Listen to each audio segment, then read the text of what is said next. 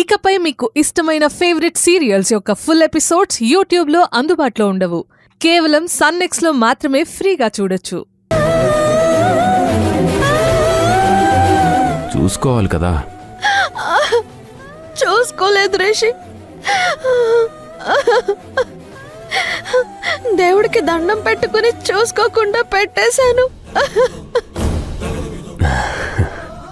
అయ్యో Sravanthi, first time ఇంట్లోకి అడుగు పెడుతూ ఇలా రక్త తర్పణం చేసావేంటి?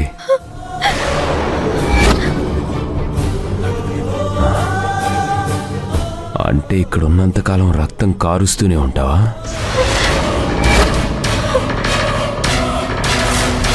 ఏంటి రిషి అలా మాట్లాడుతున్నావు? జగన్, స్రవంతికి ఏం కాదురా, తొందరలోనే మనకు దొరుకుతుంది. నువ్వేం బాధపడకు. ఏమోనమ్మా, నాకు నమ్మకం కలగట్లేదు. ఇన్ని రోజులైనా తనెక్కడుందో తెలుసుకోలేకపోయాను. నా డబ్బు, నా పలుకుబడి ఇవేవీ కూడా పనిచేయడం లేదు. ఎంత డబ్బున్నా, అధికారం, పలుకుబడి ఉన్నా అందరం విధికి బానిసలవేరా. ఆ సమయం వచ్చేంత వరకు ఏ పని జరగదు. భగవంతుడి మీద భారం వేసి మనం ధైర్యంగా ఉండాలి. నేనలా ఉండలేకపోతున్నానమ్మా. నా మీద పగతో ఆ దుర్మార్గుడు నా కూతుర్ని ఏం చేస్తాడు అని భయంగా ఉంది. ఇవన్నీ చేస్తున్నా కూడా ఆ భగవంతుడు అనేవాడే ఉంటే చూస్తూ ఎలా ఉంటాడమ్మా?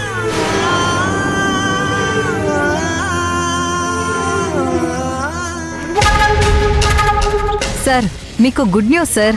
మనకి కొత్త కాంట్రాక్ట్ వచ్చింది.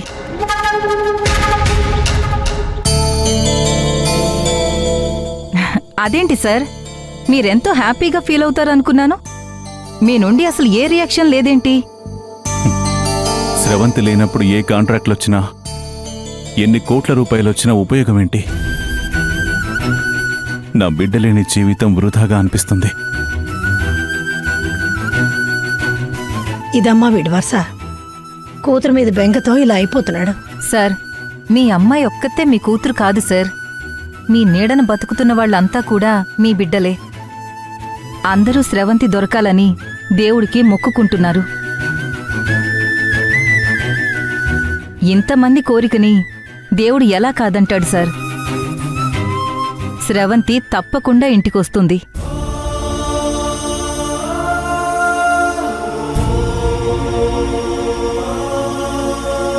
సార్, ఇప్పుడొచ్చిన ప్రాజెక్టు వల్ల ఎంతో మందికి మేలు జరుగుతుంది. వాళ్ళంతా మీ పేరు చెప్పుకుని బతుకుతారు సార్.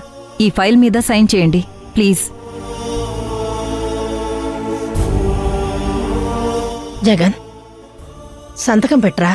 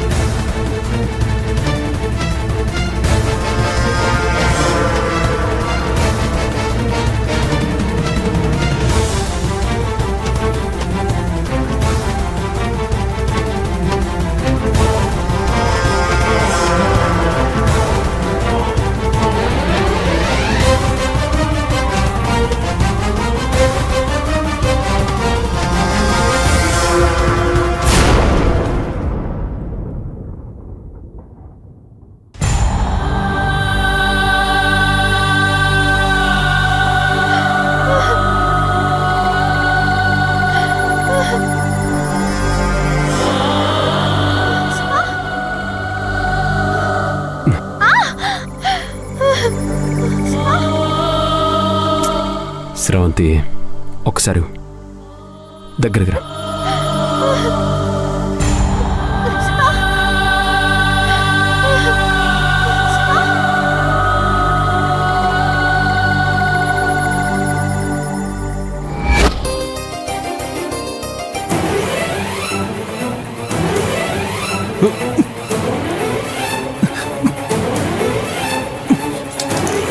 అమ్మా శ్రవంతి, నాన్న బ్లడ్ వస్తుంది. నాకేమైనా పర్వాలేదురా, నీకేం కాకూడదు.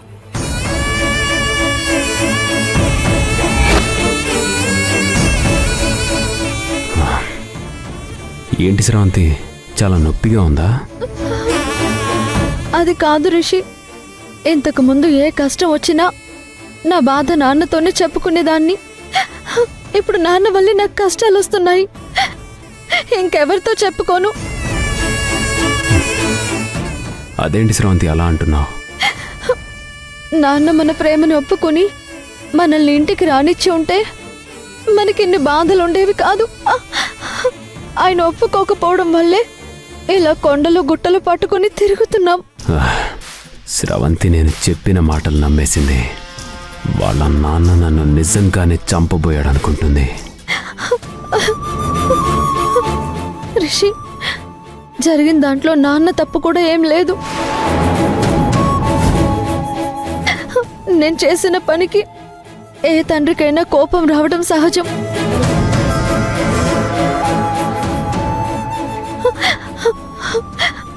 మెల్లగా ఆయన కోపం తగ్గి నా మీద ప్రేమ పెరిగితే మన కష్టాలన్నీ తీరిపోతాయి.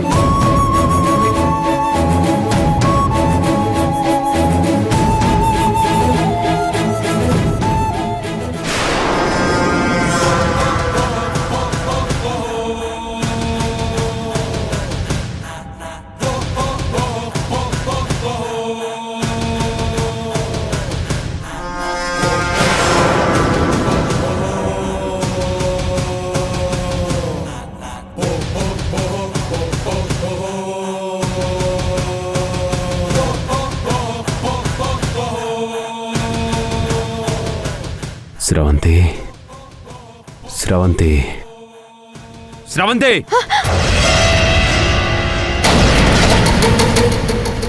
ఏంటి రిషి? చున్నీ ఎక్కడుండాలి? చున్నీ ఎక్కడుండాలి? చున్నీ ఎక్కడుండాలి? అర్థం కాలేదు రిషి. చున్నీ ఉంటే నీ ఒంటి మీద ఉండాలి, లేదా వార్డ్రోబ్లో ఉండాలి, లేదా వాష్ ఏరియాలో ఉండాలి. అంతేగాని ఇలా సోఫా మీద ఉండకూడదు. ఎక్కడుంటే ఏమవుతుంది రిషి? సోఫాలోనే కదా వేశాను. చిన్నదానికి అంత సీరియస్ అవుతున్నావు? అమ్మో, నేను ఇంకెంత పెద్ద తప్పు చేశాను నన్ను భయపడిపోయాను.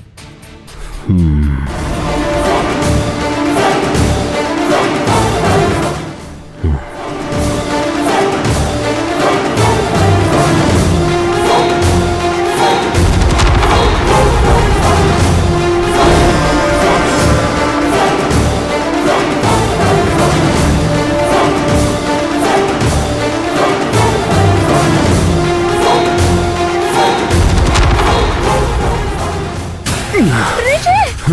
రిషి! రిషి! రిషి! రిషి! రిషి!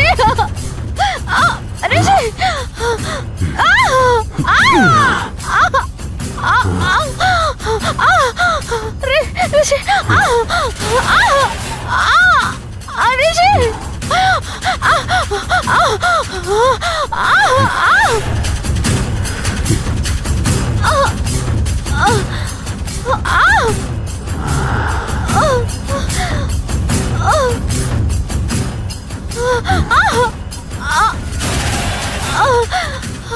రిషి!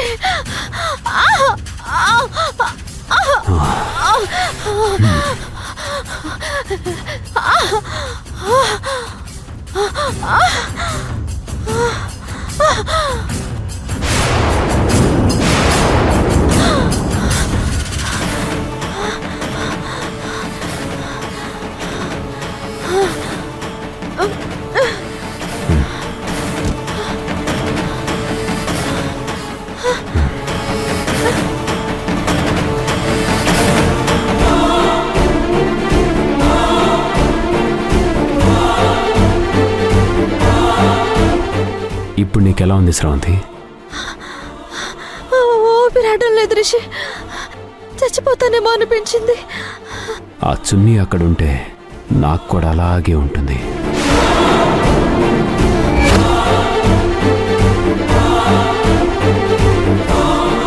ఇప్పుడు అర్థమైందిగా.